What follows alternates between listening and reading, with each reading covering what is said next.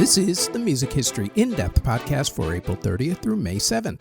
On this week's show, we talk about Mozart's The Marriage of Figaro, we discuss a tale of two men during the Payola scandal, Clapton and Bowie inspire the Rock Against Racism concert, and we celebrate the life of the godfather of soul, Mr. James Brown.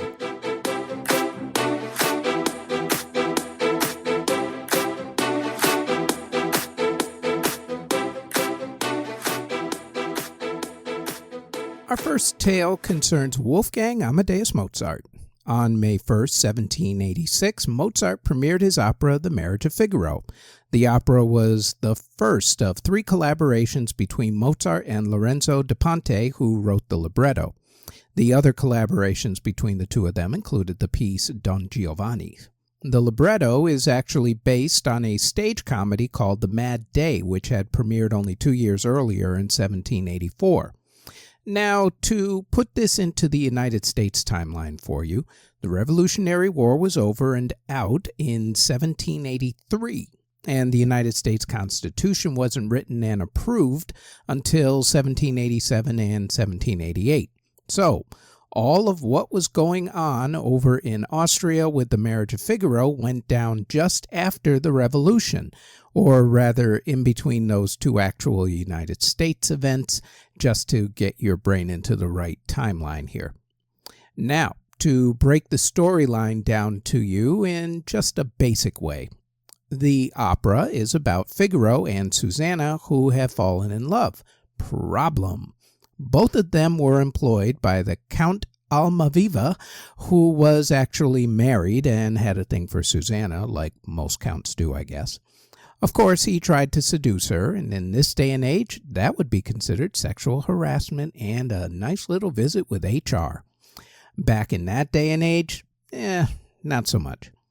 In any event, Figaro and Susanna do get married, and in the process, they make sure that the Count learns a very valuable lesson about infidelity. The Count does end up having feelings again for his wife, and all's well that ends well, as Shakespeare once said. The opera premiered at the Burg Theater in Vienna, Austria, with an initial 9 performances.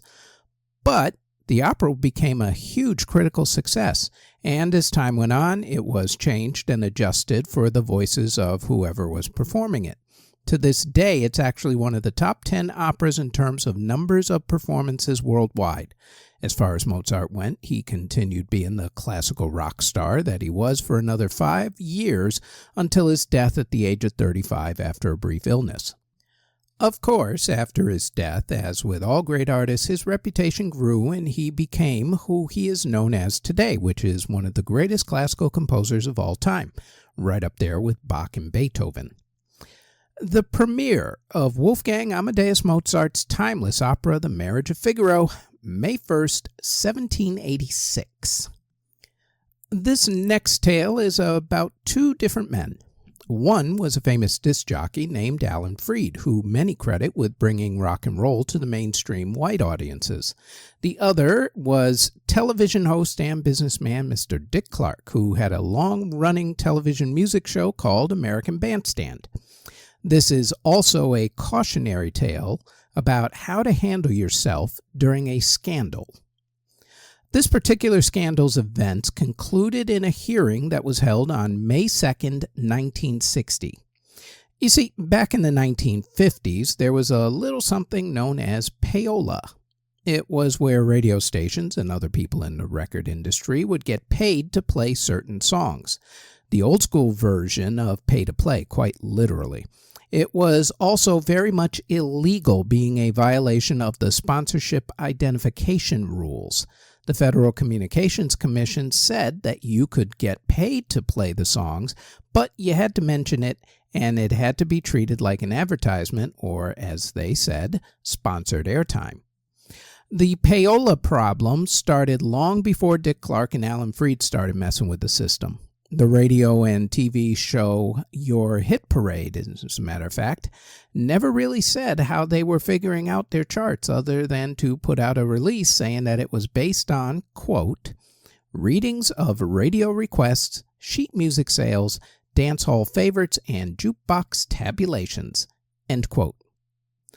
Some people took it a step further and actually got their names put on certain hit records as songwriters so that they could take a cut of the royalties and the profits. Enter Dick Clark, who at that time held a lot of power as the host of American Bandstand at that point, until somewhere in the 1960s, 70s or so when Soul Train came along. American Bandstand was one of the few TV shows worldwide that was devoted to teenage culture and pop music. That show broke a lot of acts, so getting seen on the show was a huge deal.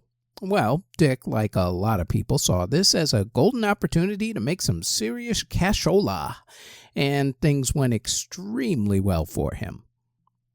Now, Cleveland disc jockey Alan Freed was basically doing the exact same thing. His musical endeavors were helping him gain influence and made him a lot of money in the process as well. And, of course, as with everything, things started going great until the feds started frowning on it all. So the federal government decided to call the House Committee on Legislative Oversight and expose the practice in front of the entire nation. Granted, Congress was egged on by music publishers who saw these payola deals as eating into their profits, so they twisted Congress's arms. The whole affair, which became known as the Payola scandal, was a huge deal. DJ after DJ was dragged in front of Congress. One DJ, Phil Lind of WAIT in Chicago, Illinois, admitted to taking $22,000 to play a song. $22,000 back in the 60s was an awful lot of money, just saying. Soon, both Clark and Freed were brought in front of the committee. Clark finished his testimony on May 2, 1960. Both men denied the charges of illegally profiting off of the artists. Here's the thing, though. See, Clark had earlier divested himself of all the bad business dealings by the time he was brought in front of the committee, and that meant having to give up ownership in 33 different record labels. Yes, you heard that right.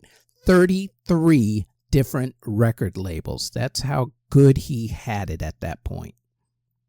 Of course, he didn't do this all willingly. His bosses at ABC Television Network, who ran American Bandstand, made him do it. And while in front of Congress, he was, of course, polite and very cooperative.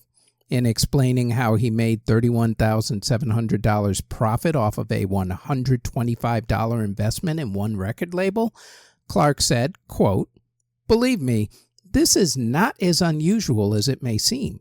I think the crime I have committed, if any, is that I made a great deal of money in a short time on little investment. But that is the record business." End quote. Nice little runaround there. While Clark was smooth-talking and slick with the congressmen, Alan Freed, however, not so much. He was extremely uncooperative and bombastic and, above all, really arrogant. And in the end, on May 2nd, 1960, Congress gave Dick Clark the pass, and it was Alan Freed who got in all that trouble.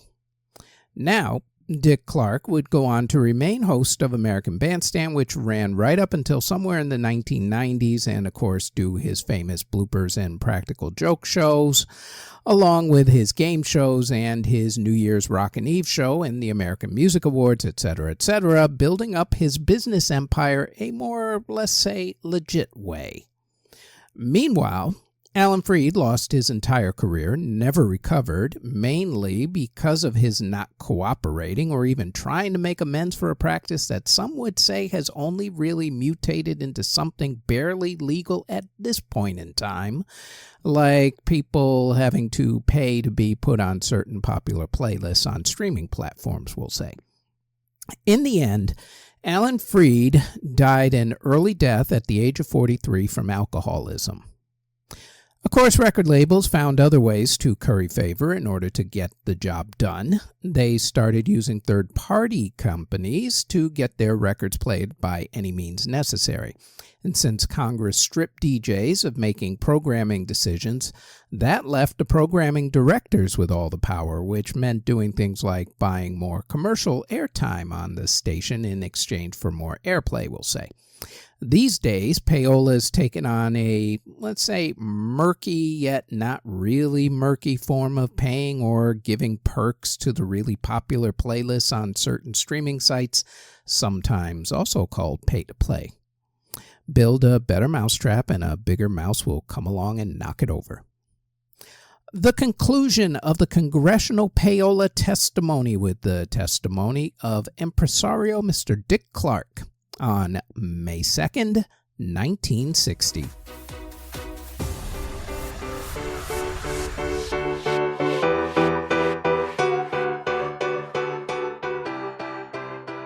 Before we continue, we'd like to tell you about the Music History Today podcast, where we go over the events that happened on that particular day in music history. The Music History Today podcast drops every single day, including weekends, on this podcast network. Now, back to the Music History In-Depth podcast.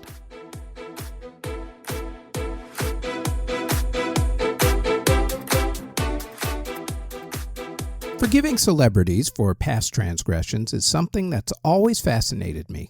We easily forgive some while we revile others. I'll give you some examples here. O.J. Simpson continues to be vilified for the double murder and armed robbery issues, while basketball superstar Kobe Bryant is looked at as a legend, but rarely are marital infidelities and his rape trial ever mentioned. Now, it could be that it involves the severity of the situation. However, Jay-Z went to trial for assault, and no one ever brings that up except when singing H to the Izzo, which has his trial in the lyrics. Mel Gibson is back in everyone's good graces, even though he was caught screaming at his family with some really not nice things to say, including Mel making several racist remarks. Chris Brown is still getting award nominations and selling records, even though he's had a large number of legal issues, including the alleged abuse of Rihanna.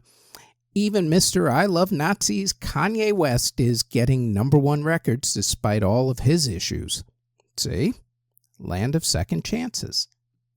I bring this all up because this story has to do with 3 topics that are pretty relevant to today's political climate: racism, immigration, and second chances. What if I told you that 2 of the most revered artists of the past 80 years or so both made racist remarks that lit the fuse and pissed off enough people that an organization was actually started to help combat them, and which culminated in an iconic ad hoc concert?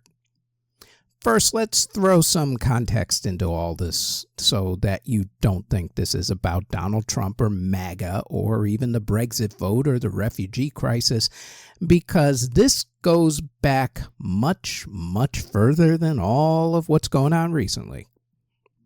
Back in 1968, a British Conservative Member of Parliament named Enoch Powell gave what he called the Birmingham speech, but is now more well known as the River of Blood speech.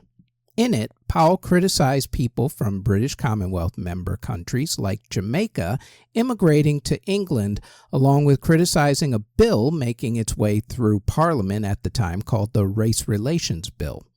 Full disclosure here, my mother was one of those people, along with several of my family members, who immigrated to England from Jamaica because the British government did a major recruitment program in their colonies because they needed people to help rebuild England after World War II and the Blitz and all that.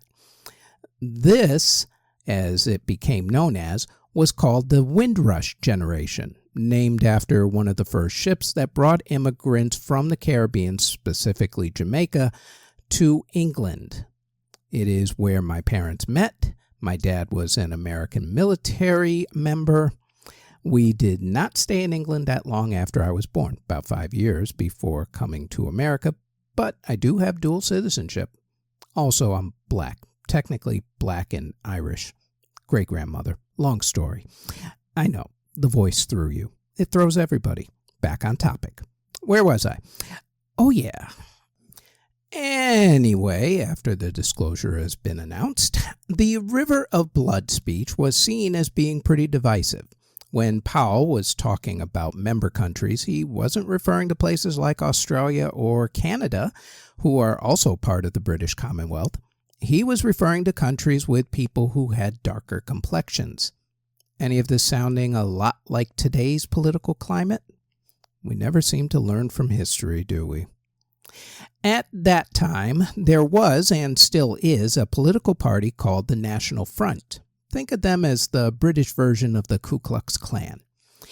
In the 1970s, thanks to Powell and people like him, they were feeling pretty powerful, kind of feeling their oats, as it were. They held violent protests and beat up black people on the streets at will and without much interference from the police. Any black people, or any other ethnic minority for that matter, didn't matter to these people. They even went to concerts that had black musicians and went on stage and beat black artists up while they were performing.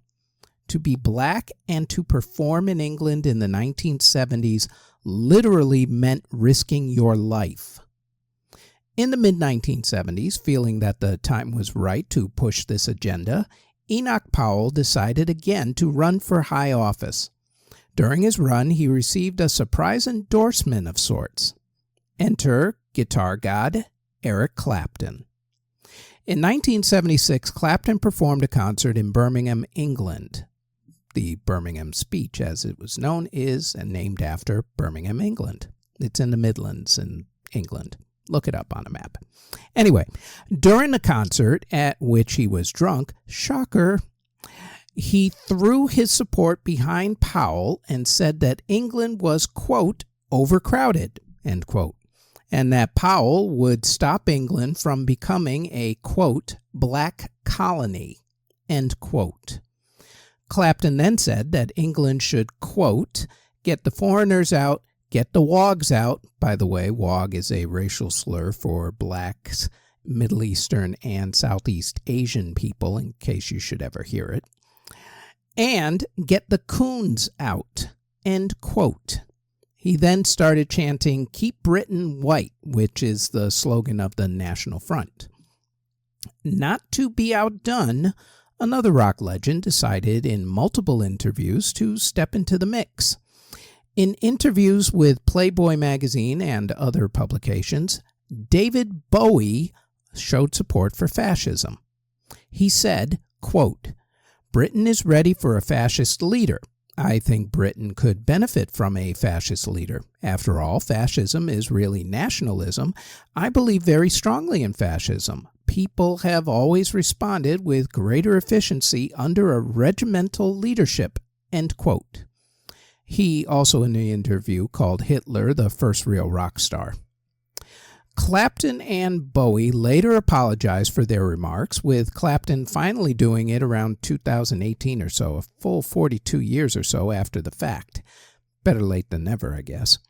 Both Clapton and Bowie blamed drug and alcohol use, among other things, although even as late as 2007, Clapton still supported Powell's cause and didn't think that Powell was actually a racist at all. Boy, does this sound like the statements coming out of people's mouths after that white nationalist parade in Charlottesville, Virginia a few years back, or what? Now, the fact that Clapton played blues music, which was primarily black music, was not lost on more than a few people, including a guy by the name of Red Saunders, who wrote a letter to British music magazine NME, in which he stated that Clapton's comments were, quote, all the more disgusting because he had his first hit, solo hit that is, with a cover of reggae star Bob Marley's I Shot the Sheriff. Come on, Eric, own up. Half your music is black. Who shot the sheriff, Eric? Sure as hell wasn't you. End quote. This letter wasn't just some angry whining or trolling. It ended with a call to arms. In that same letter to the editor, Saunders called for a group to be put together called Rock Against Racism. The response was very good. So, on August 29, 1976, Rock Against Racism was formed by Saunders, Roger Huddle, among many other people. The mission of the group was to promote unity and love and to get kids to not embrace racism. The group started to do concerts with multicultural acts and do marches. It wasn't a national organization. It was more of a ragtag group of local units in different cities doing their own things, but with a same common goal. The London branch of Rock Against Racism put on 2 concerts. The first concert was held on April 30th, 1978 in Victoria Park. The second one was held 5 months later on September 24th in Brockwell Park. For the April concert, the organization was first going to gather at Trafalgar Square and then march to Victoria Park for a rally and music festival. Organizers expected maybe 10,000 people at best. They got over 100,000. As they marched to the concert, they chanted slogans such as, quote, "Black and white, unite and fight," end quote. The group was so large that even the National Front members who were in the area to start problems so that the police could come and bounce on all of the protesters had to actually run and hide for fear themselves, which is a nice little twist. The music festival itself was a do-it-yourself kind of event. Volunteers put the stage together. Electricity flow was so bad that sometimes the instruments faded in and out. The Clash were the headliners. Other groups who played were Steel Pulse, Misty in Roots, Patrick Fitzgerald, Sham 69, the Tom Robinson Band, and X-Ray Specs. It's one of those concert events that's kind of taken on a legend of its own, and it is still celebrated to this day as the day England finally stood up against racism. Okay, at least for a little while. Again, see Brexit or a lot of what's going on in England to this day. Nigel Farage, Elon Musk, Andrew Tate, Tommy Robinson, and all the other far-right quote-unquote people, and I use that word loosely. As far as Rock Against Racism went, the group has been active and inactive over the years. Honestly, though, seems like now would be a perfect time for it to become very active again. All right, let's circle back to what started this whole organization getting together to begin with. What became of Clapton's and Bowie's reputations? Well, once they apologized, they were essentially forgiven. In fact, if I hadn't have brought this all up, you probably would never have known about this because honestly, I really didn't until I started researching this event. Now, not sure really how I feel about them, to be truthful. For starters, blaming any of your thoughts on drugs and alcohol has always been a pretty lame excuse in my opinion. Sure, you can blame them for your actions, but not for your thoughts. Those words, after all, came from their heads and their hearts, not from a bottle, not from a syringe. In Bowie's case, he also said that he was in a different state of mind at the time and had been into the occult and was reading a lot about fascist literature, but saw how wrong he was. He went about changing his ways, bringing in more ethnic minorities into the spotlight, including helping to give R&B superstar Luther Vandross a spotlight by writing songs with him and with Luther singing backup vocals on the song Young Americans, which Luther co-wrote before he became Luther Vandross, the guy you now know and love. He famously went after MTV in an interview with Mark Goodman for not playing black artists on their channel in the early 1980s. He also fell in love with and married a black woman, supermodel Iman. And I mean, how many of us didn't fall in love with Iman? That wasn't to make amends for anything, by the way. Those two were really in love. As a matter of fact, Iman says that she will never, ever date again after the death of Bowie, because Bowie was her real love, and that is it. That's how much in love those guys were. Clapton, though, never really did make much of amends, you might say, other than an apology about 40 years later. I could be wrong on that, but to date, other than playing music with black artists, which he was already doing anyway, I haven't found much in terms of him reaching out. In fact, he seems to have gotten worse, especially lately after COVID and whatnot. These days, though, no one makes much mention of either Clapton or Bowie's past comments. People forgive, or at least they forget. All right, not everybody. See the reaction to OJ's death as evidence of anybody forgiving or forgetting that guy.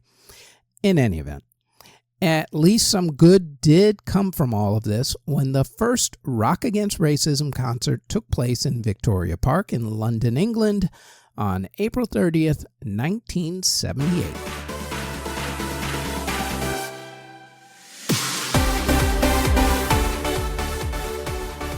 This week's major birthday is the godfather of soul, soul brother number one, the hardest working man in show business, Mr. Dynamite Sex Machine, the minister of the new super heavy funk, the one and only Mr. James Brown, who probably has almost as many nicknames as Shaquille O'Neal, Shaq Daddy, the big Shaqadelic, Superman, blah, blah, blah, blah. If you were to draw a musical family tree for influential artists and the artists that they had influenced, then you would actually start with Chuck Berry, Elvis Presley, the Beatles, Little Richard, and the Rolling Stones. However, you should also make a completely different chart for James Brown. I mean, who didn't this guy influence? Everybody from Prince to Michael Jackson to Otis Redding to Parliament Funkadelic, and the list goes on and on and on to this very day. Most artists are an offshoot in one way or another, or some shape or form, of James Brown. In fact, if you dance on stage, you're really being influenced by James Brown, whether you knew it or not. James didn't hone his skills in school like a lot of musical artists back in the day. He actually ended up spending some time in prison as a kid for stealing things out of parked cars. And while he was in prison, he actually honed his skills by singing gospel, which ended up getting him out of jail early, as it turns out. James gained success as part of the famous Flames in the late 1950s before going solo, and as much as his music was beginning to get people's attention, what really got him attention were his live shows. From his signature dancing, sliding across the floor, the cape around the shoulders, strutting across the stage, putting on marathon concerts, along with putting out hits like Papa's Got a Brand New Bag, Try Me, I Feel Good, Sex Machine, The Big Payback, Say It Loud, I'm Black and I'm Proud, and it just keeps going and going and going. His involvement in the civil rights movement made him a leader in the black community. For example, during the night of Martin Luther King's assassination, James performed a concert in Boston, Massachusetts that was televised on local television, and it is actually credited as being one of the major reasons why Boston did not have a riot that night. James also campaigned for education causes, taught self-reliance, and was involved in other political causes right up until his death from heart failure on Christmas Day 2006. His personal life was, to be really nice about it, spotty at best. From his marriages, his infidelity, his drug abuse, his spousal abuse, and numerous stints in prison, as it turns out. He definitely kept the tabloids busy. His talent and influence, however, cannot ever be denied. And it all started when Mr. James Brown breathed his first breath on May 3rd, 1933. Happy heavenly birthday to the godfather of soul. Back in the 1950s, the city of Los Angeles had an idea for a Walk of Fame. The idea for the walk was dreamed up by E.M. Stewart, who was president of the Hollywood Chamber of Commerce back in 1953. People think that the idea for having stars came from the Hollywood Hotel, which had stars on the ceiling of their dining room. The final parameters for the project were agreed upon in 1955 and presented to the Los Angeles City Council in 1956. Construction for the walk started in 1958 and ended in 1960. Right around the time that construction and planning for the Walk of Fame was going on, some committee members who worked in the music industry realized that a lot of people who were involved in music would never get a star on the Walk of Fame. The walk was for the marquee names, the above-the-line guys, the singers, musicians, the glamour squad. There were tons of other people who worked just as hard behind the scenes who deserved an award of some sort or other. Those executives decided to hold an awards ceremony. They had seen the Academy Awards for motion pictures grown in popularity and wanted some of that shine for their industry. They weren't sure what to call it at first. They were going to originally call it the Eddy, after the inventor of the phonograph, Thomas Edison. In the end, they opted to name the awards not after a person, but Emil Berliner's invention called the gramophone, nowadays known as a record player. Hence the name the Grammys. Next up came the trophy. The executives decided to shape the award like a gramophone, and in 1990 the award got a bit of a makeover, using a zinc alloy instead of soft lead in order to make it more durable. Billings Artworks in Ridgeway, Colorado makes the awards. As for the ceremony itself, it has been held mainly in Los Angeles and New York City, although it has bounced around on occasions, making its way to Nashville and Chicago.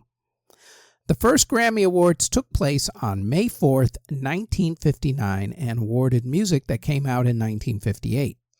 There were actually two ceremonies held that night, one in Los Angeles at the Beverly Hilton Hotel and one in New York City at the Park Sheraton Hotel. There were a couple of other things that made it different from the following year's award ceremonies. The first was that this was the only year where the ceremony was not televised. Up until 1970s, at least the early part, they were not carried live like they are today. Also, only 3 of the Big Four awards, as they are known today, the Album of the Year, Record of the Year, Song of the Year, and Best New Artist, were handed out at the first ceremony. Best New Artist did not come into existence until the second ceremony.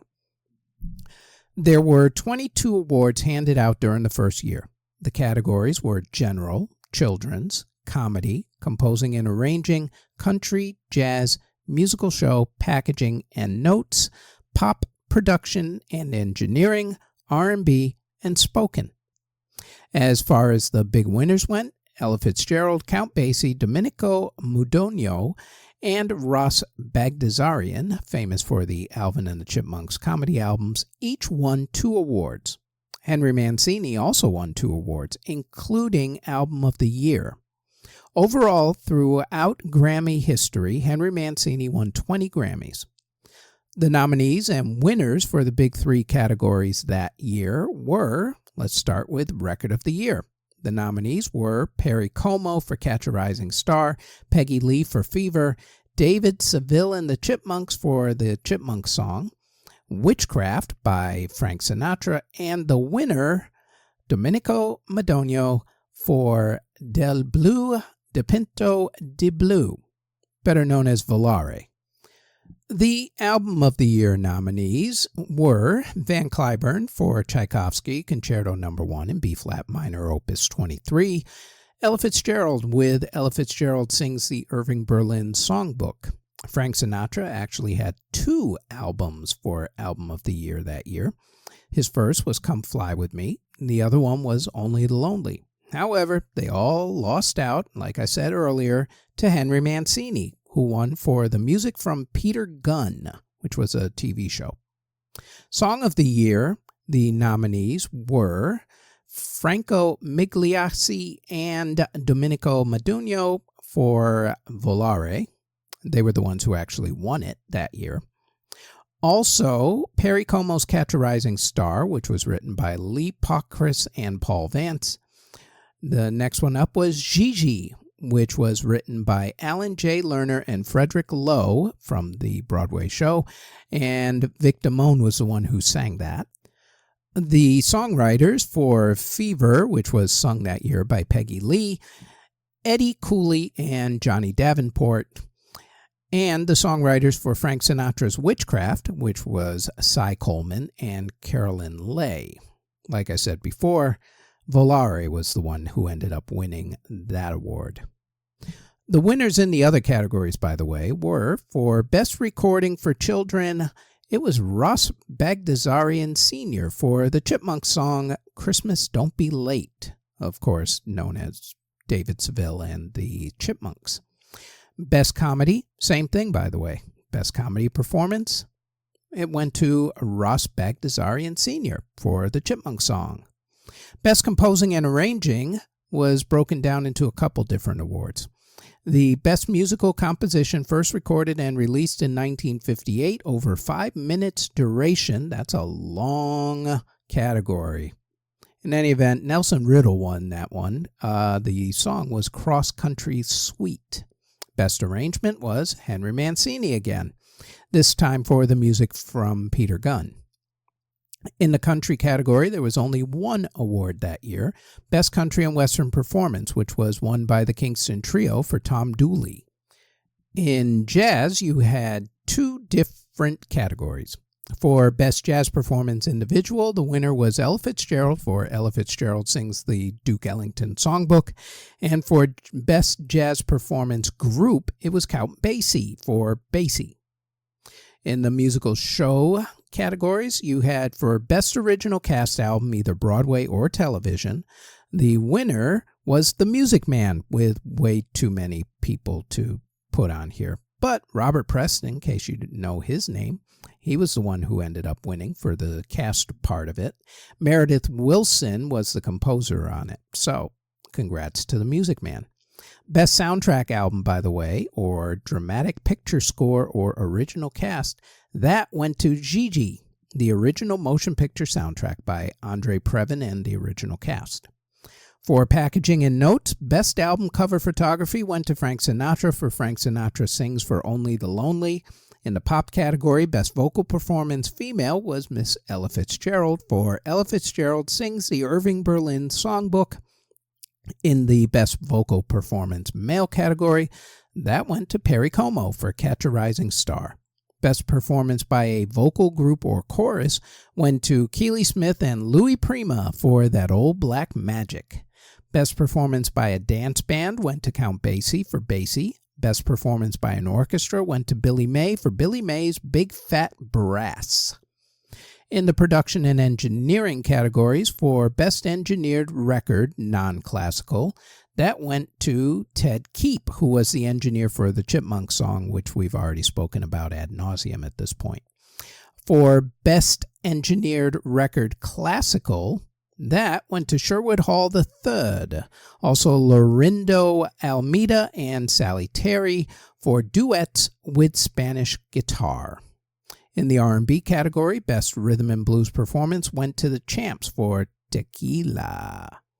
And in the Spoken category, Best Performance Documentary or Spoken Word went to Stan Freberg for the Best of the Stan Freberg Shows.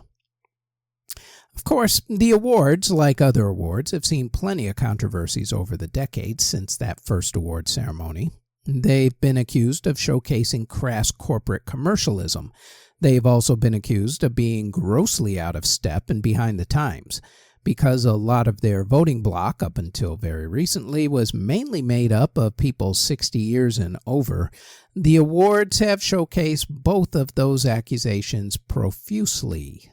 The corporate commercialism part has been shown by giving the top honors to artists such as Natalie Cole, Norah Jones, Tony Bennett, and other artists who your grandparents would like instead of, say, cutting-edge, critically acclaimed artists.